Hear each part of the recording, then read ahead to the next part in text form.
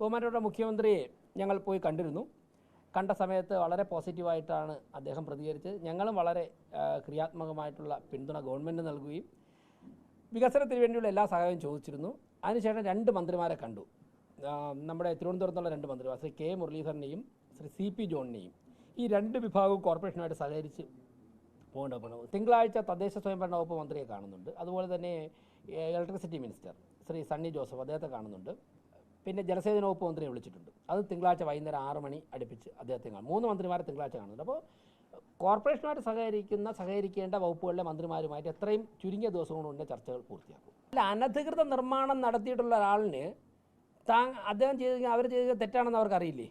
ഞാനെന്തിനാ പറയണത്? അങ്ങനെ ആക്റ്റീവ് പറയുന്നുണ്ടോ?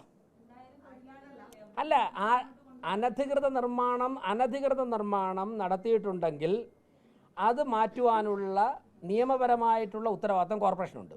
അത് ചെയ്യാതിരിക്കുന്നതാണ് നിയമലംഘനം. അതുകൊണ്ട് ഞങ്ങളുടെ ആ ഉത്തരവാദിത്തമാണ് ചെയ്തത്.